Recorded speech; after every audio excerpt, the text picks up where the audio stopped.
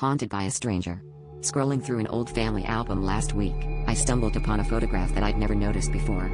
It was from my 5th birthday party, held in our backyard, with balloons tied to each chair and a cake bigger than my head.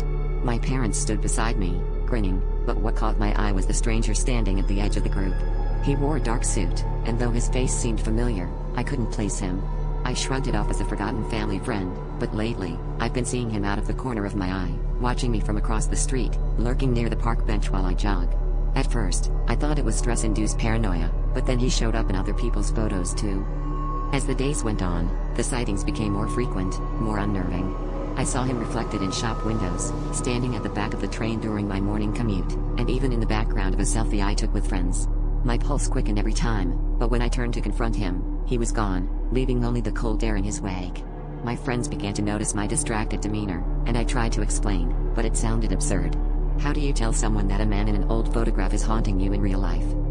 Desperate for answers, I dug through the album again, scrutinizing each picture. I noticed him in several more photos, always in the periphery, always watching. It was as if he was part of our lives, yet I had no memory of him. I decided to ask my parents, hoping for some logical explanation. When I showed them the photos, their faces went pale. My father whispered, "We never took these with him. He wasn't there." Their reaction sent a chill down my spine.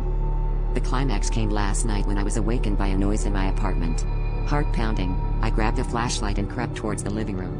There he stood, the man from the photograph, solid and real, with a smile that twisted my insides. "You finally see me," he said, his voice echoing like a distant memory. I backed away towards my room, but he didn't follow. Instead, he simply vanished, leaving me in the suffocating silence of my darkened apartment.